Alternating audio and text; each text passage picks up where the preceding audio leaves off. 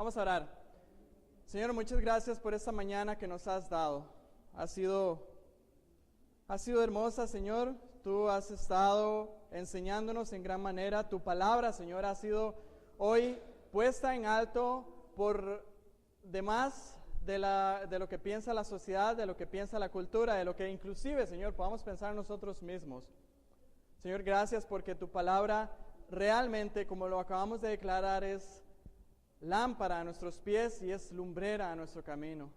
Por eso ahora, Señor, venimos nuevamente ante tu palabra y pedimos que tú nos guíes, que pongas en nosotros el entendimiento, que pongas en nosotros la disposición y la humildad para, Señor, ver lo que tú nos quieras hablar en esta mañana.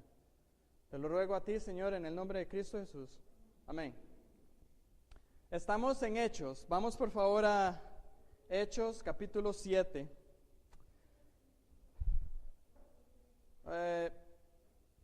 De la semana pasada introdujimos, o fuimos introducidos ante un personaje destacable en la iglesia. Ese personaje veíamos que era Esteban. Él lo conocemos primero en el capítulo 6 y versículo 5, cuando la iglesia tiene que escoger 7 personas para que se encarguen de administrar las mesas, ya que había surgido algún problema de orden dentro de la iglesia. Entonces los apóstoles les dicen a la iglesia, les dicen, escojan ustedes 7 varones que se encarguen de la administración de las mesas. Dentro de esos 7 varones tenemos a Esteban.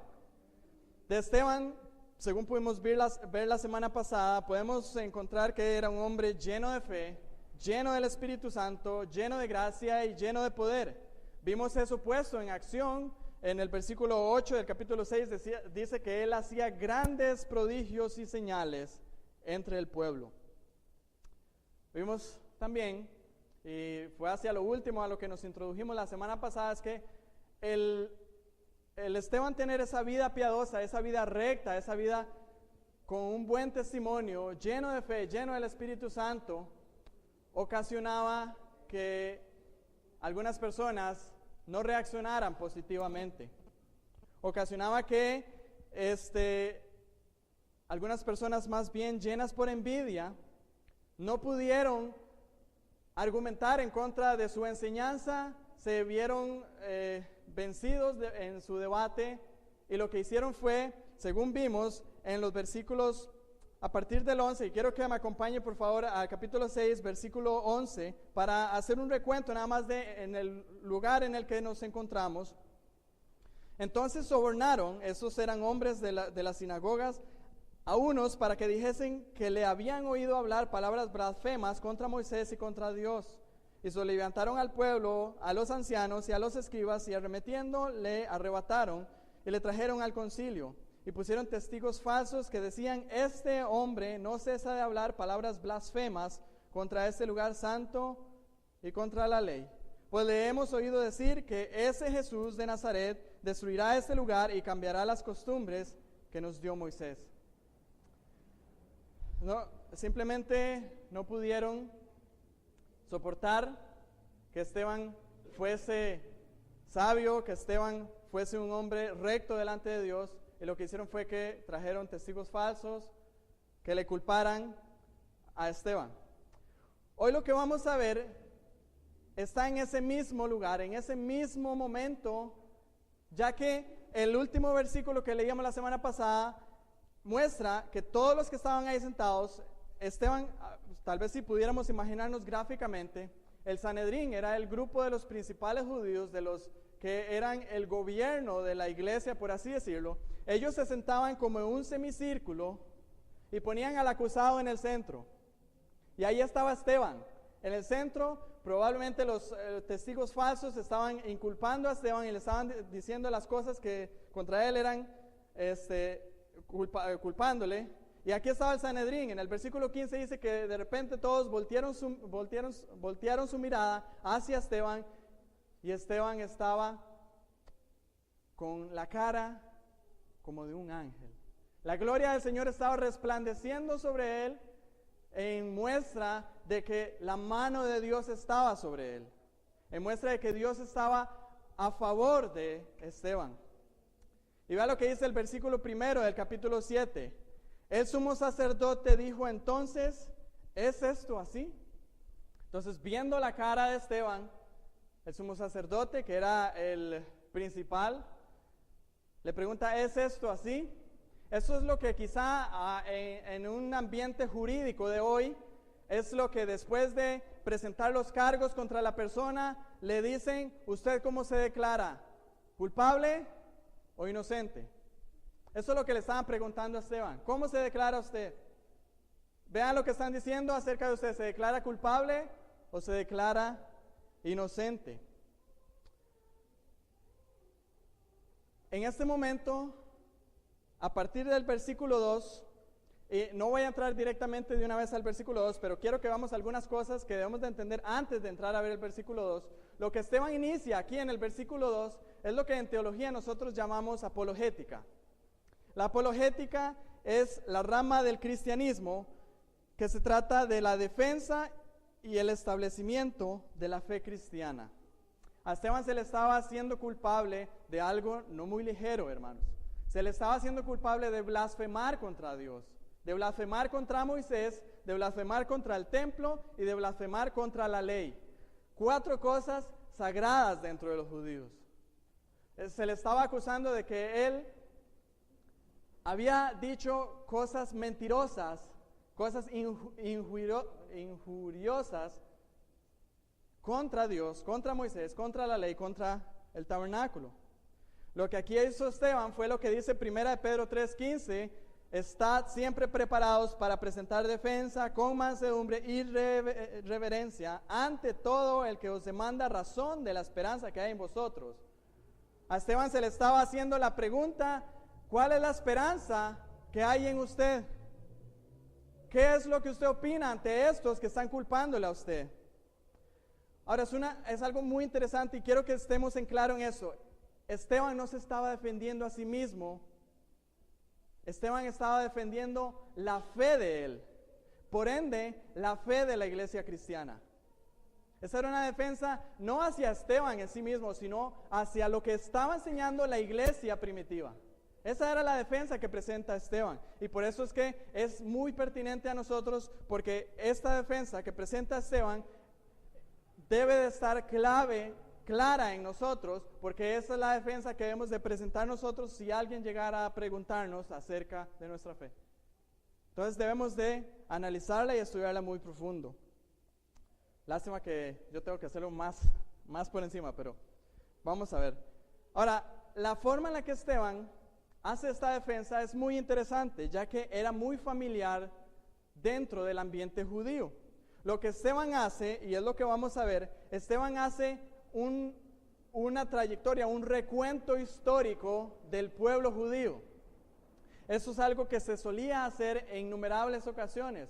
Por ejemplo, si nos vamos a Josué 24, cuando Josué, él estaba liderando al pueblo de Israel para tomar a la tierra prometida. Una vez que ya habían tomado la tierra prometida, Josué se levantó al frente del pueblo, dio un discurso y en el capítulo 24 de Josué lo que él hace es dar un recuento desde Abraham, pasando por los patriarcas, por la ida a Egipto y por todo lo que habían sucedido el tiempo que estuvieron en el desierto hasta que conquistaron la tierra prometida. Ese fue un discurso que había presentado Josué. Si nos vamos a Nehemías capítulo 9, cuando Jaime nos instruía, no fue tal vez a modo de discurso, pero fue a modo de oración. Lo que hicieron Esdras y los levitas que con él estaban, después de haber leído el libro de la ley, ellos iniciaron en capítulo 9 a hacer un recuento de la historia judía para llegar a un punto. Eso es otra cosa que es importante. Estos recuentos históricos también se encuentran en otros lugares, en Salmos 78, Salmos 105, Salmos 106, Salmos 136 y en Ezequiel 20.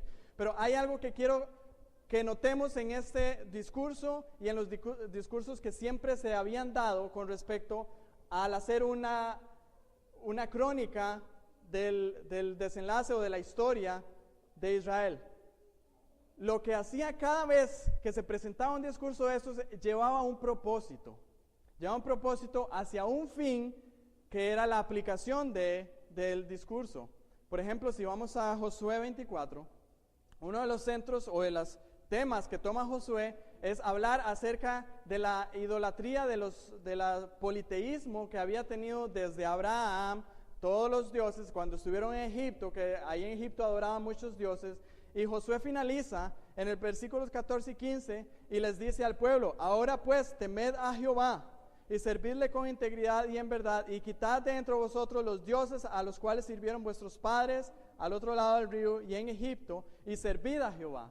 Ese discurso fue todo bien organizado para llevarlos a un punto. Ese punto era decirles: sirvan al Señor y dejen los dioses que sus padres han servido por los tiempos atrás.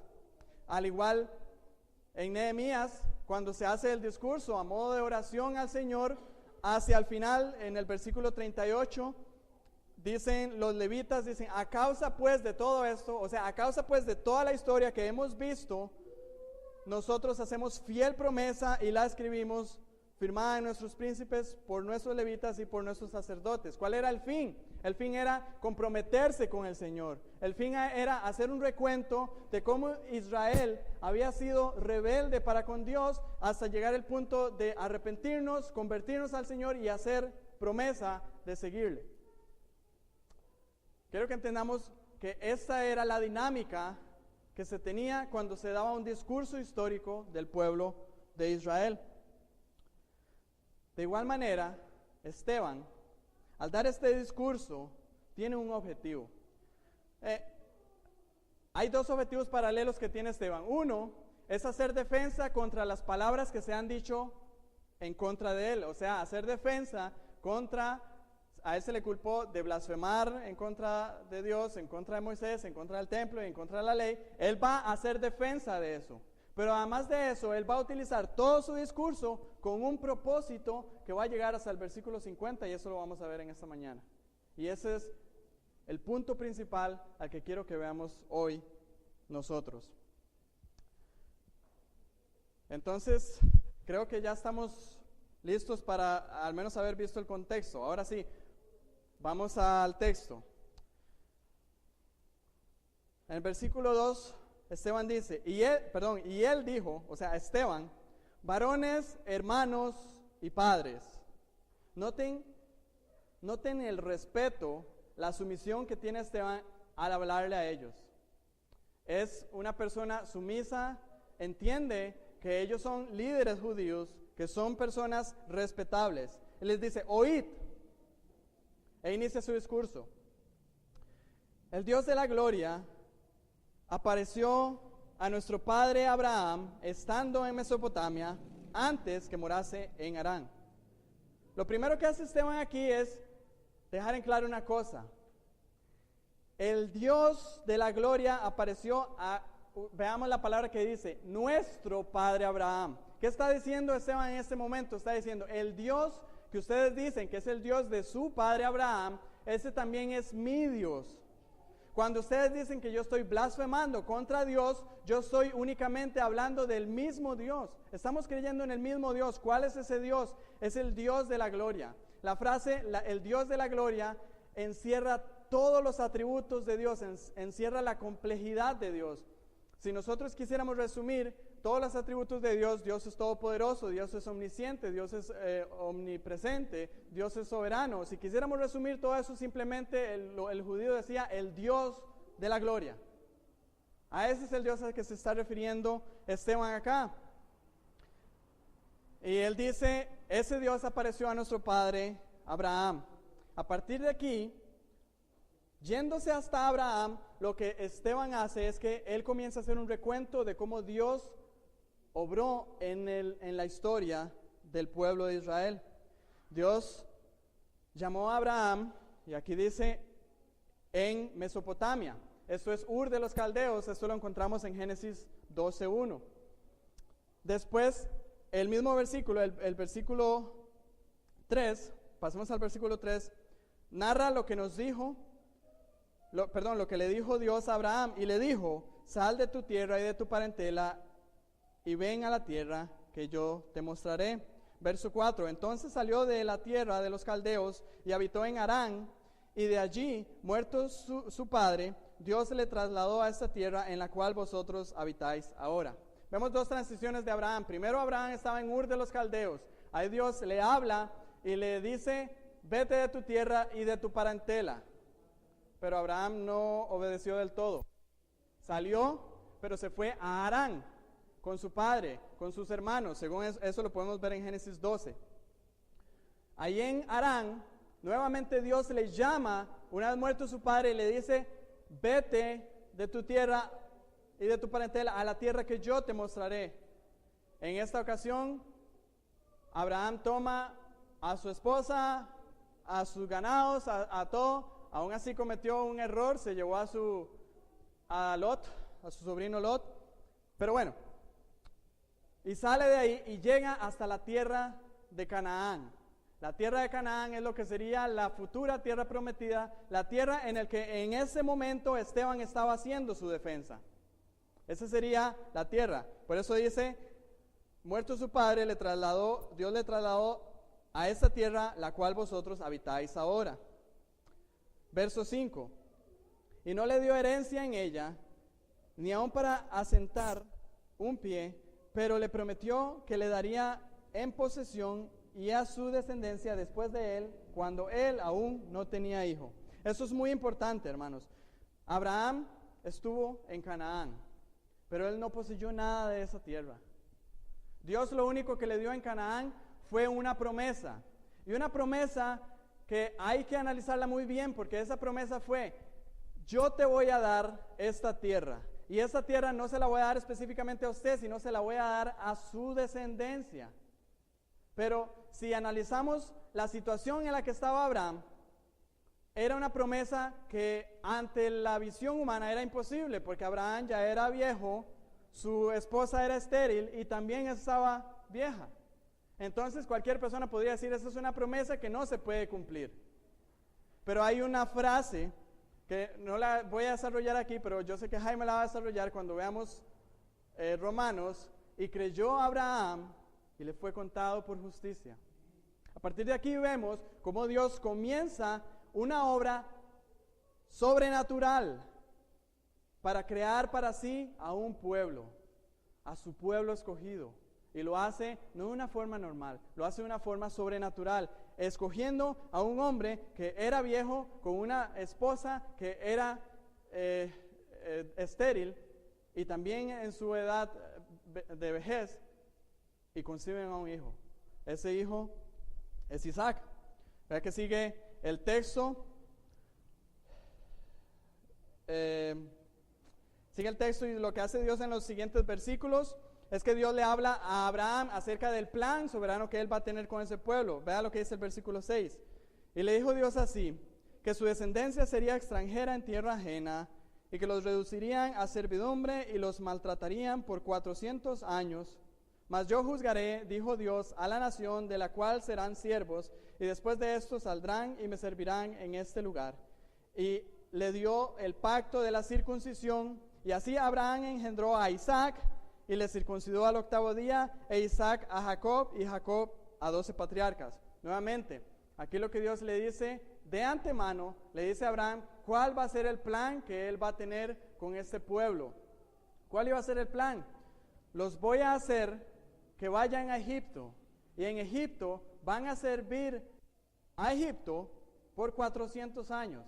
Eso es un redondeo, porque en realidad fueron 405 años, pero es para que veamos el redondeo. Aquí Dios lo que está haciendo, aquí Esteban lo que está haciendo al hablarles al Sanedrín, les está diciendo, vean, el Dios, el cual ustedes están diciendo, contra el cual yo estoy blasfemando, es exactamente el mismo Dios. ¿Por qué? Porque Esteban sabe que Esteban no se estaba inventando esa historia.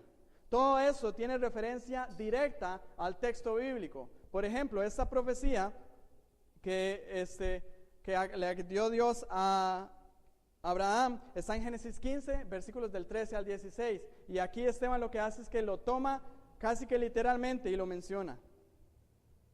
Entonces, hasta ese punto, Esteban ha dejado bien en claro a los del Sanedrín: ustedes me acusan de blasfemar contra Dios, yo creo en el mismo Dios de ustedes. Es exactamente el mismo Dios, el Dios histórico. Pero aquí Esteban, a partir del versículo 9, comienza algo que es muy estratégico. Y quiero que prestemos mucha atención a esto. No es de ninguna manera una manipulación de la historia. Únicamente Esteban lo que hace es mostrar la historia con un fin que vamos a ver más adelante. Vea lo que dice el versículo 9. Los patriarcas, movidos por envidia, vendieron a José para Egipto. ¿Pero qué? Dios estaba con él. ¿Verdad qué interesante? Dios estaba con José, y pese a que Dios estaba con José, sus hermanos, y vea la palabra que utiliza Esteban, los patriarcas, o sea, los que son nuestros padres primarios. En ese tiempo los judíos tenían muy en alto a los patriarcas. Ellos decían, yo soy de la tribu de Judá, yo soy de la tribu de Benjamín, yo soy de la tribu de Neftalí. Ellos tenían una identidad por sus patriarcas. Toda su ascendencia iban y llegaban hasta el patriarca. Ese era el patriarca. Es como que nosotros hagamos un árbol familiar de nuestra familia y llegamos hasta el abuelo de los abuelos, que uno dice, ese era nuestro abuelo. Esa era la relación histórica, los patriarcas. Pero vea lo que les dice Esteban. ¿Saben qué hicieron sus patriarcas? ¿Saben qué hicieron sus patriarcas? Tuvieron envidia y vendieron a José, a uno de sus hermanos. ¿Saben por qué lo hicieron? El texto en Génesis 37, Génesis antes del 37, narra que José tuvo 2 sueños. Y en los 2 sueños se presentaba o se interpretaban que sus hermanos, su padre, su familia, le iban a rendir honra a él. ¿Y qué fue lo que dijeron ellos? Por envidia, usted, José, el menor de nosotros, vamos nosotros a humillarnos ante usted. Por favor, ¿no? Entonces, ¿qué hicieron? Génesis 37 narra que se lo vendieron a unos mercaderes madianitas y esos madianitas lo llevaron a Egipto. Pero hay una cosa que hay que dejar bien clara: Dios estaba con José, porque ese Dios soberano estaba en la historia de Israel, llevando la historia hacia el fin que él quería.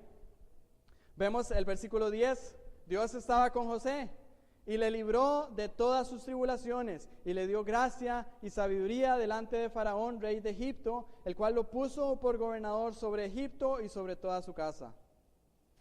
El propósito que Dios tenía en esto era un propósito redentor.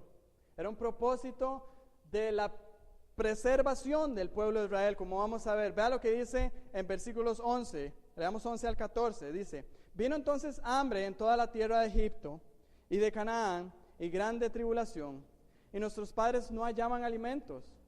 Cuando oyó Jacob que había trigo en Egipto, envió a nuestros padres la primera vez, y en la segunda José se dio a conocer a sus hermanos, y fue manifestado a Faraón el linaje de José, y enviando José hizo venir a su padre Jacob y a toda su parentela en número de 75 personas. Aquí lo que había pasado mientras ellos habían estado en su lugar, José fue vendido como un esclavo a Egipto. En Egipto tuvo gracia ante Faraón y era un fiel servidor de Faraón. Dentro de todo lo que sucedió con Potifar, lo mandaron a la cárcel. Estando en la cárcel, José, eso lo debemos de saber todos si hemos pasado por escuela dominical, ¿verdad? Estando en la cárcel, José, Dios le dio la oportunidad de interpretar el sueño de Faraón, y eso lo llevó desde la cárcel, desde lo más profundo, lo llevó hasta ser el segundo en el reino de Faraón. Entonces, cuando se da esta situación de la hambruna y Jacob envía a sus hijos para que vaya a Egipto, ¿a quién creen que se encuentran? A José. Y ante él fue antes que tuvieron que decirle: mira, es que venimos a comprar trigo, porque Egipto se había preparado para esto. Y entonces la segunda vez que vienen, José se revela a sus hermanos, hay una hermosa comunión. Y entonces lo que hace José es que manda a traer a su padre, y traen a todos los descendientes de Jacob, vienen Jacob y los patriarcas. Y José se une con Faraón para darles una tierra en Gosén para que ellos vivan. Entonces, ahí es hacia donde está la historia en este momento. Nuevamente, no perdamos el hilo. Este es Dios moviendo las cuerdas de la historia para que se hagan las cosas para su gloria, conforme a su voluntad. Versículos 15 y 16 nos narra la muerte de los patriarcas. Así descendió Jacob a Egipto, donde murió él y también nuestros padres, los cuales fueron trasladados a Siquem y puestos en el sepulcro que a precio de dinero compró Abraham de los hijos de Amor. Okay. Los siguientes versículos 17 al 19, vamos a pasarlos también un poco por encima. Lo que hace es que narra el avance del cumplimiento del plan de Dios. Vean lo que dice: pero cuando se acercaba el tiempo de la promesa que Dios había jurado a Abraham, el pueblo creció y se multiplicó en Egipto, hasta que se levantó en Egipto otro rey que no conocía a José. Este rey, usando de astucia con nuestro pueblo, maltrató a nuestros padres a fin de que expusiesen a la muerte a sus niños para que no se propagasen. Entonces aquí lo que pasa es que los descendientes de Jacob empiezan a multiplicarse, se levanta un rey que no conocía a José ni toda la historia de José y ve que de repente los israelitas se están multiplicando y el rey dice: esto no me es bueno, ¿qué tal si ellos se levantan en contra de Egipto y toman a Egipto? Entonces comienza a ponerles cargas, comienza a ponerles trabajos y al final terminan siendo esclavos.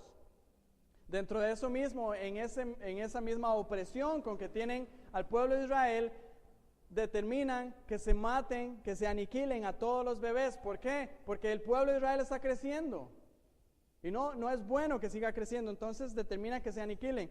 Pero aquí entramos al verso 20 y pasamos a otra etapa hermosa del pueblo de Israel. Verso 20: en aquel tiempo nació Moisés y ojo, fue agradable a Dios. ¿Qué fue Moisés? Agradable a Dios. Notemos esto nuevamente.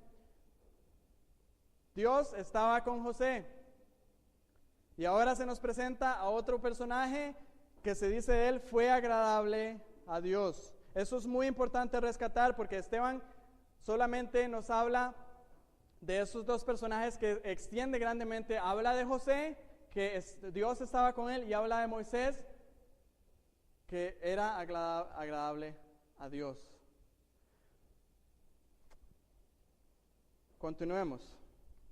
Verso 20, segunda parte. Y fue criado, aquí se nos describe a Moisés, y fue criado 3 meses en casa de su padre, pero siendo expuesto a la muerte, la hija de Faraón le recogió y le crió como a hijo suyo. Y fue enseñado a Moisés en toda la sabiduría de los egipcios, y era poderoso en sus palabras y obras.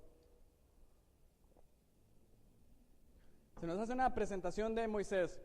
Moisés vive 3 meses en casa de sus padres, pero por esas muertes que se estaban haciendo, se estaban matando a los hijos de los judíos, se pudo salvar Moisés. Lo tiraron en una canasta, lo tiraron por el río, y por la gracia del Señor, porque Moisés era agradable a Dios, lo recogió la hija de Faraón.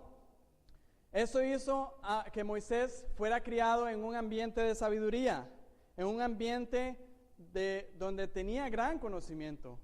Y Moisés estaba destinado a ser el próximo Faraón. Ese era el destino de Moisés. Pero Dios tenía un plan con Moisés. Versículo 23 y seguidos. Cuando hubo cumplido la edad de 40 años, le vino al corazón el visitar a sus hermanos. Paremos ahí. Ese le vino al corazón no fue que una corazonada de él. No fue un deseo que le surgió a él de repente. El que puso eso en Moisés fue el mismo Dios. Dios le puso en el corazón ir y visitar a sus hermanos, los hijos de Israel. Sigamos. Y al ver a uno que era maltratado, lo defendió, e hiriendo al egipcio, vengó al oprimido. ¿Qué fue lo que pasó acá?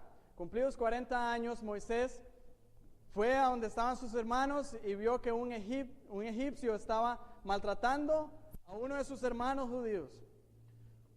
Entonces él fue y le defendió. Literalmente, Éxodo 2, 11 y 12 dicen, en aquellos días sucedió que crecido ya Moisés, salió a sus hermanos y le vio en sus duras tareas y observó a un egipcio que golpeaba a uno de los hebreos, sus hermanos. Entonces miró a todas partes y viendo que no parecía nadie, mató al egipcio y lo escondió en la arena. Eso fue lo que hizo Moisés. Eso lo hizo Moisés con el fin de proteger a su pueblo, de proteger a sus hermanos. ¿Qué estaba en la mente de Moisés cuando él hizo eso? Cuando mató a ese egipcio y lo enterró en la arena para que no siguieran oprimiendo a él. Bueno, eso lo dice Esteban en el siguiente verso, en el verso 25. Pero él pensaba que sus hermanos comprendían que Dios le daría libertad por mano suya, mas ellos no lo habían entendido así. En la mente de Moisés, Moisés sabía que Dios le había escogido a él para liberar al pueblo de esa esclavitud y llevarlo hacia la tierra prometida. Vea que Moisés ya sabía esto, pese a que el llamado de él no fue hasta 40 años después, pero ya en el corazón Dios le había puesto a Moisés que él iba a ser el libertador, que él iba a ser el que iba a liderar al pueblo hacia la libertad. Eso era lo que pensaba él, por eso él mató al egipcio y probablemente lo que Moisés pensó es, bueno, al ver el pueblo, al ver este acontecimiento, van a tomar ánimo y van a decir, ahora sí, llegó nuestro libertador, Moisés nos va a llevar hacia la tierra que Dios le prometió a nuestro padre Abraham. Pero ¿qué fue lo que hizo el pueblo? No lo entendieron, no lo entendió. Ellos no, como dice, ellos no lo habían entendido así. ¿Qué fue lo que hicieron en lugar? Versos 26 al 28. Y al día siguiente se presentó a uno de ellos que reñían y los ponía en paz, diciendo, varones, hermanos sois, ¿por qué os maltratáis el uno al otro? Entonces el que maltrataba a su prójimo le rechazó diciendo, ¿quién te ha puesto por gobernante y juez sobre nosotros? ¿Quieres tú matarme como mataste ayer al egipcio? Vean la respuesta que tuvo los hermanos, el pueblo de Israel. Al ver que estaban riñendo, Moisés llegó y trató de hacer paz entre ellos, y el que estaba golpeando a su hermano le dijo, ¿quién lo puso a usted a gobernar entre nosotros? ¿Quién le dio a usted esa autoridad para que venga? ¿Qué? ¿Me va a matar como mató hacia el egipcio ayer? Lo rechazaron a Moisés. Moisés pensaba que ellos pensaban, que ellos habían entendido que iba a ser el libertador, pero no, fue lo contrario. Pregunto, y como para que vayamos viendo hacia lo que se estaba dirigiendo Esteban, ¿a quién creen ustedes que se parece Moisés aquí? Que vino a libertar a su pueblo y fue rechazado. ¿A quién creen ustedes que está haciendo imagen aquí? A Cristo, a Cristo. Verso 29, al oír esta palabra, Moisés huyó y vivió como extranjero en tierra de Madián, donde engendró 2 hijos. Obviamente, si ya el pueblo no estaba conforme con que él había matado al egipcio, es capaz que se iba a dar cuenta no solamente el mismo pueblo de Israel, sino los egipcios, y le iba a ir mal a Moisés. Entonces, ¿qué hizo Moisés? Moisés tuvo que huir. Huyó y vivió como extranjero en Madián. Versos 30 al 34 nos presentan el llamamiento de Moisés. Leamos. Pasados 40 años, un ángel se le apareció en el desierto del monte Sinaí en la llama de fuego de una zarza. Entonces Moisés, mirando, se maravilló de la visión, y acercándose para observar, vino a él la voz del Señor.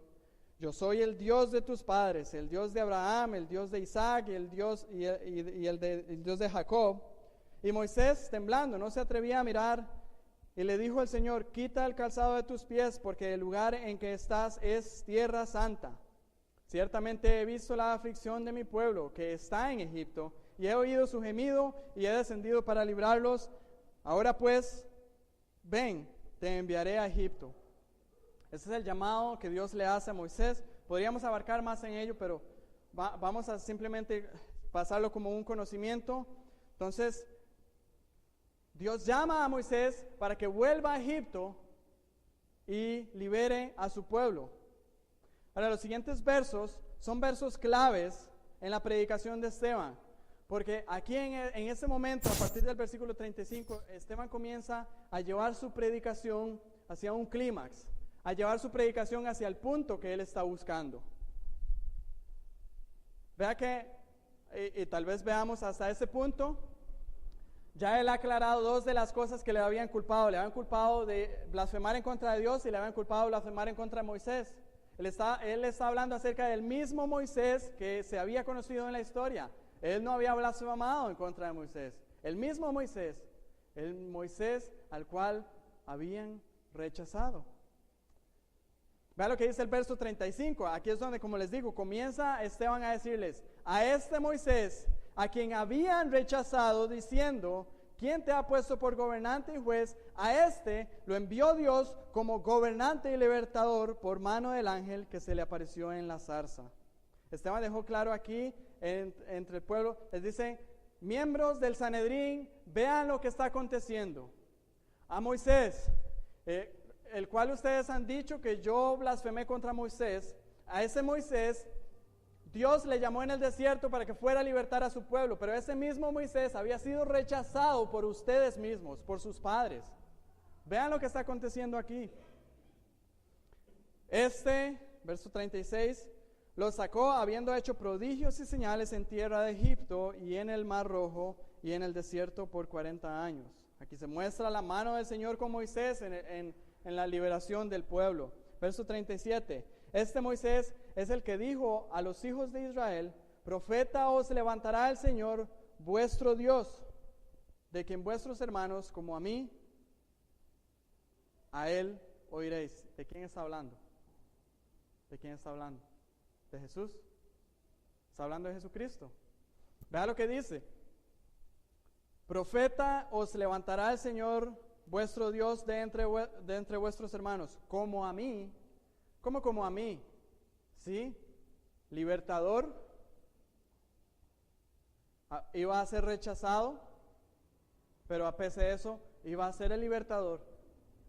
Y iba a tener palabra del Señor, así como Moisés tuvo palabra de Dios para el pueblo, también iba a tener palabra de Dios. Hasta aquí, como les dije, Esteban ya ha presentado su defensa en contra de las acusaciones que se le dan contra Dios y contra Moisés. Y en los versos siguientes todavía continúa presentando el rechazo que se le da a Moisés. Vea lo que dice el verso 38. Este es aquel Moisés que estuvo en la congregación en el desierto con el ángel que le hablaba en el monte Sinaí y con nuestros padres, y que recibió las palabras de vida que darnos.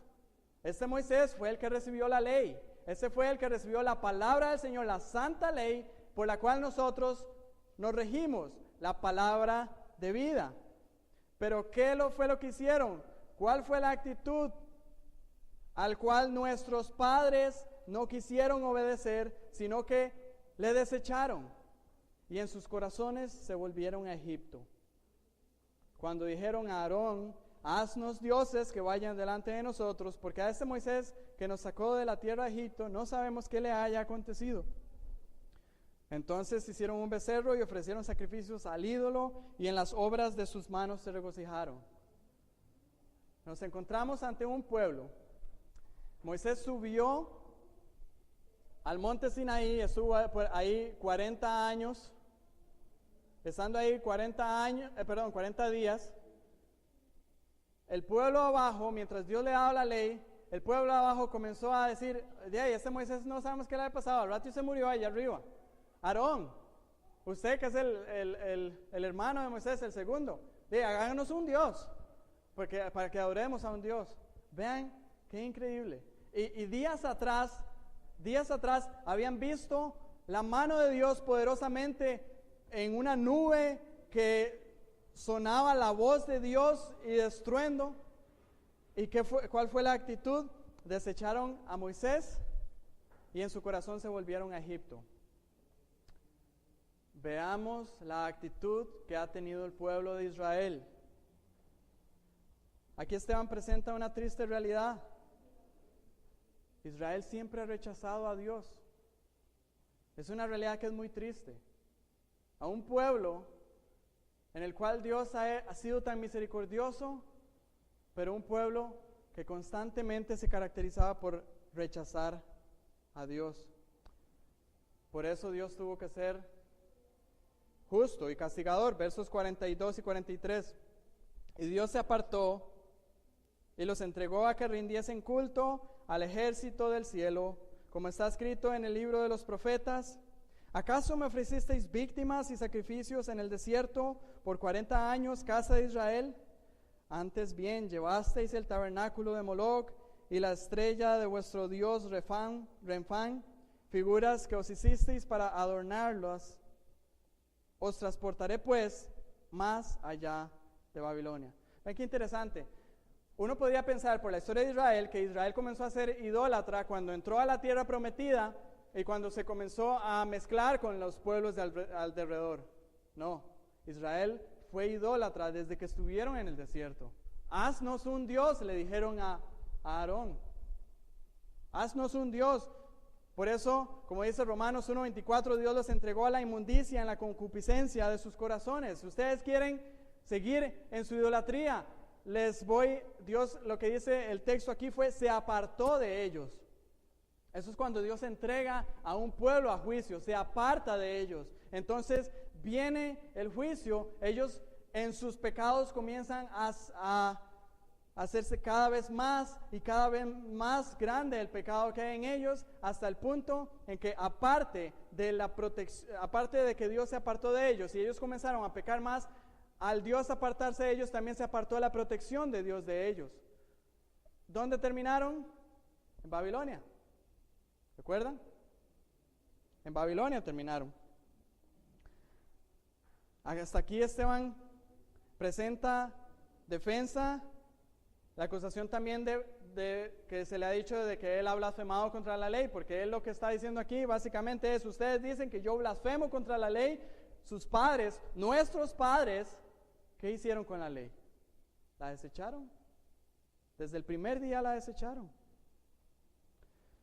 En los siguientes versículos, Esteban entonces presenta la defensa contra la cuarta acusación que se le hace contra el templo. Versos 44, y leamos hasta el 47. Tuvieron nuestros padres el tabernáculo del testimonio en el desierto, como había ordenado Dios cuando dijo a Moisés que lo hiciese conforme al modelo que había visto, el cual, recibido a su vez por nuestros padres, lo introdujeron con Josué al tomar posesión de la tierra de los gentiles, a los cuales Dios arrojó de la presencia de nuestros padres hasta los días de David. Este halló gracia delante de Dios y pidió proveer tabernáculo para el Dios de Jacob, mas Salomón le edificó casa. Aquí Esteban lo que hace es una reseña de todo de todo el tabernáculo. En el desierto hicieron el tabernáculo, que era como una tienda. Eso con Josué lo metieron a la tierra prometida. Y con David tuvo toda la intención de formar y hacer el templo, pero no lo hizo sino Salomón. ¿Qué está diciendo Esteban? Yo creo en el mismo tabernáculo, en el mismo templo, que fue un tabernáculo en el desierto. Eso yo lo creo exactamente igual. Exactamente igual. No estoy blasfemando. Lo que estoy haciendo es simplemente creyendo lo mismo que ustedes. Pero hay que dejar una cosa bien clara. Versos 48 al 50. Que eso lo había dicho el mismo Salomón. El mismo que había construido el templo al Señor lo había dicho Salomón. Versos 48 al 50. Si bien el Altísimo no habita en templos hechos de mano, como dice el profeta, el cielo es mi trono y la tierra el estrado de mis pies. ¿Qué casa me edificaréis? Dice el Señor. ¿O cuál es el lugar de mi reposo? ¿No hizo mi mano todas esas cosas? Nuevamente Esteban les dice, yo no estoy blasfemando en contra del templo. Yo simplemente estoy predicando lo que se ha predicado siempre. Estoy hablando la verdad. Hasta ese punto, Esteban ha traído su predicación, su defensa, su apología. Sí. Y ha presentado cosas claves en el pueblo de Israel. en la historia del pueblo de Israel. ¿Dijo Esteban alguna mentira?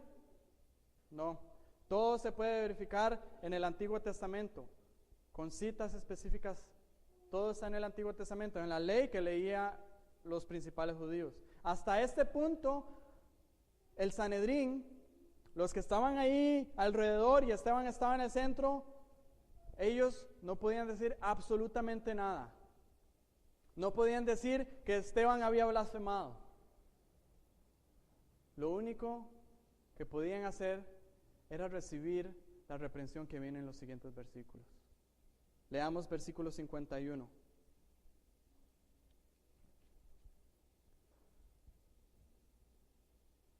Duros de cerviz e incircuncisos de corazón y de oídos. Detengámonos ahí.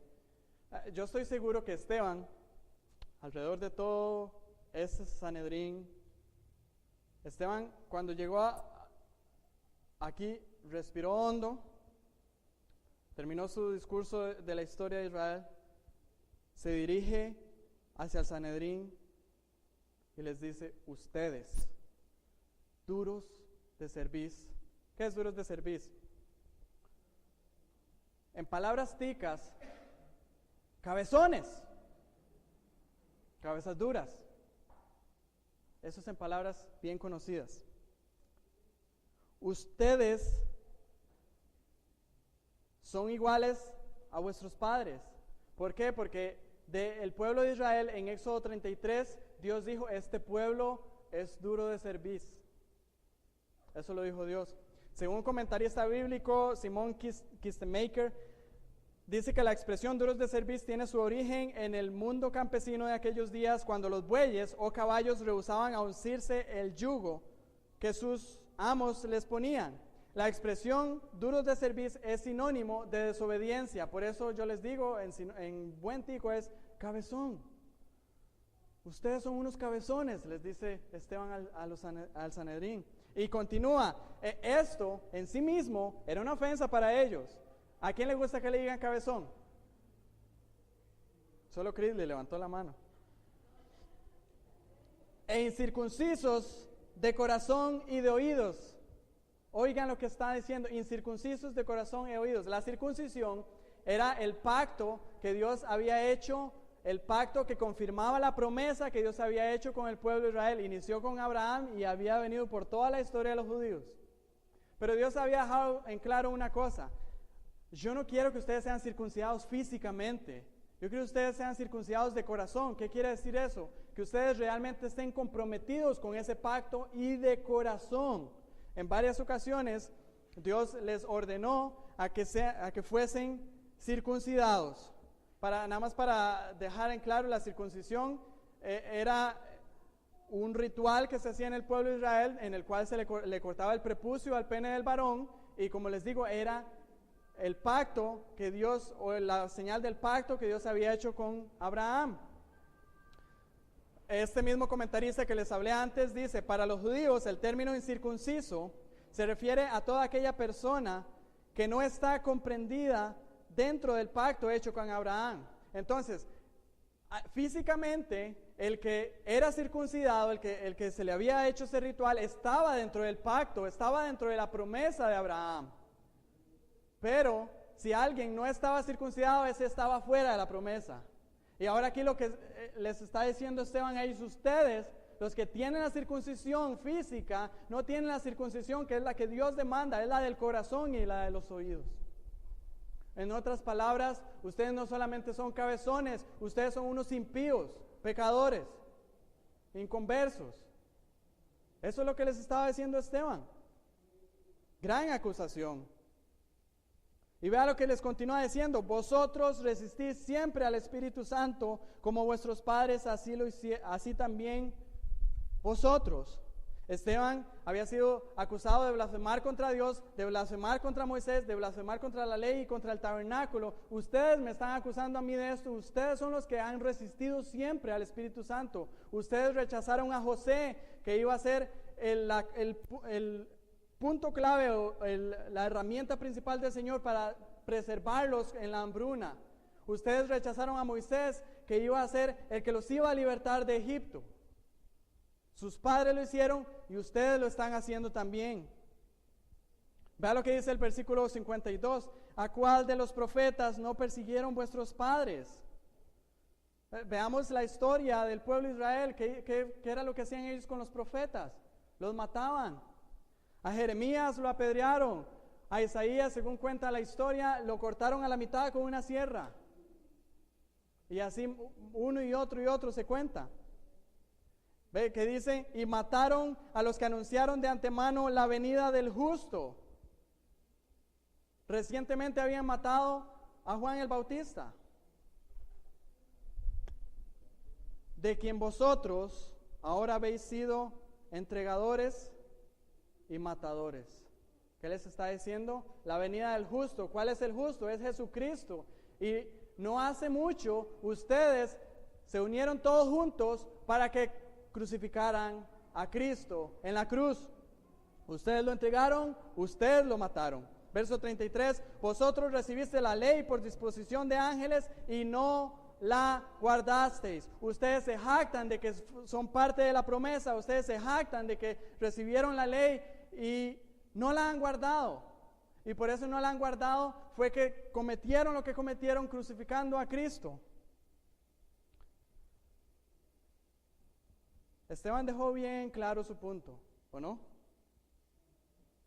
Ustedes me acusan a mí, yo soy el que tengo que acusarles a ustedes, les dice Esteban a los judíos, a los del Sanedrín. Hasta este punto queda bien en claro. Esteban se levanta, hermanos, como un gran ejemplo por su coraje, por su valentía. Es un ejemplo digno de imitar. Pero yo quiero que nos centremos un poco en el mensaje de Esteban. Ese mensaje de Esteban le dio duro al pueblo de Israel. Le dio duro al pueblo de Israel. Y también recae sobre nosotros.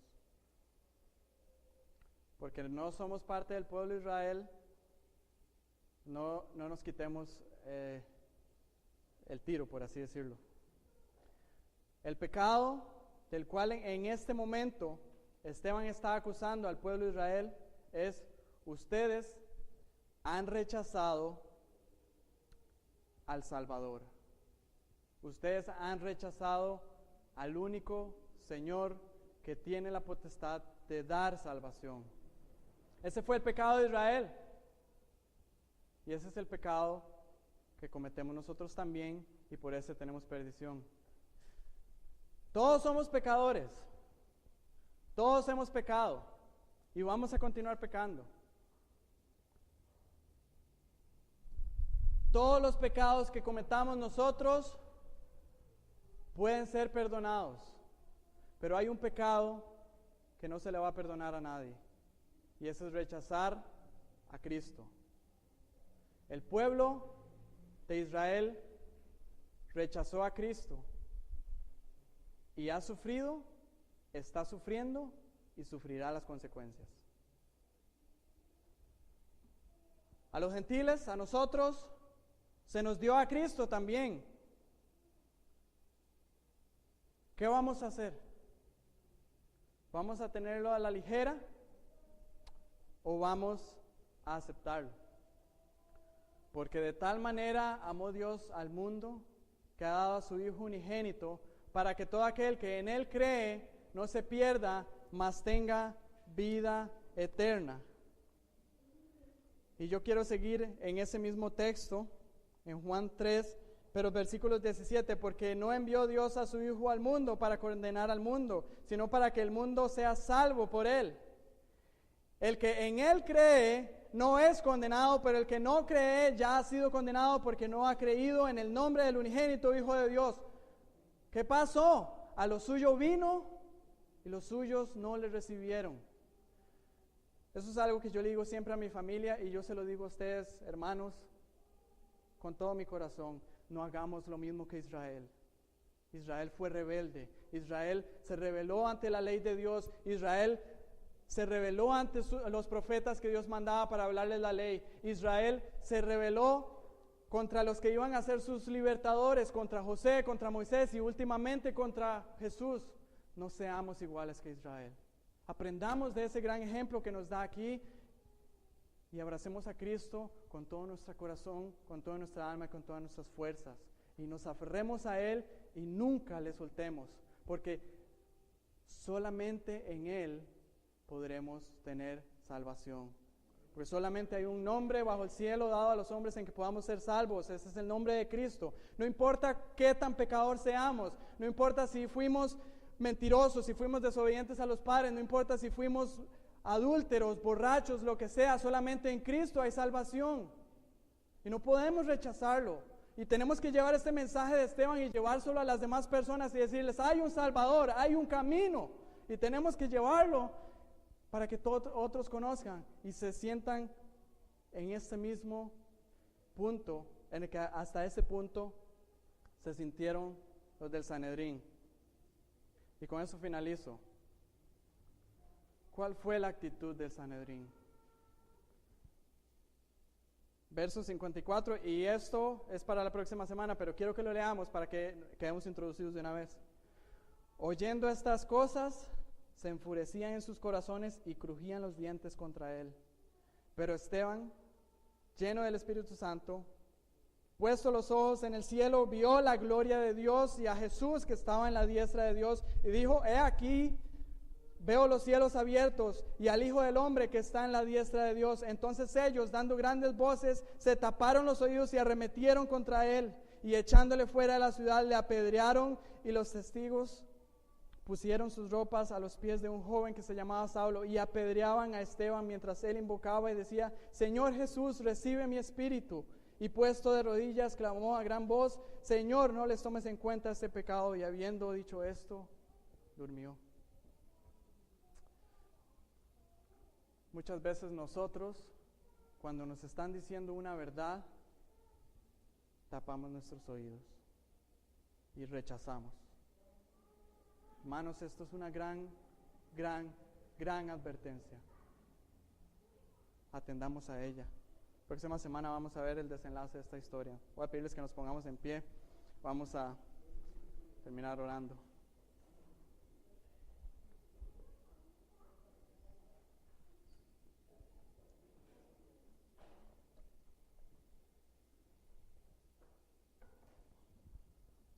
Señor, qué hermoso es ver tu gracia para con tus escogidos, en que, Señor, aunque pequemos, aunque seamos tan rebeldes como el pueblo de Israel lo fue, tú, Señor, fuiste tan misericordioso con ellos. Señor, ver tu amor, ver tu mano bondadosa con ellos, nos hace exaltarte y adorarte y alabarte. Pero, Señor, ver la rebeldía que tuvo este pueblo y la actitud que tomaron hacia ti debe entristecernos y debe de llevarnos, Señor, a la idea de no querer ser como Israel. Oh, Señor, no permitas que seamos rebeldes. Señor, pon en nosotros un corazón que te ame a ti. Pon en nosotros un corazón que se entregue a ti, Señor. Esteban se entregó hasta la muerte. Y, Señor, nosotros muchas veces no queremos entregar ni una hora de nuestro tiempo para leer tu palabra. Nosotros muchas veces no queremos ni siquiera entregar unas horas a la semana para venir a la comunión con los hermanos. Oh, Señor, qué lejos estamos de la actitud de este hermano Esteban.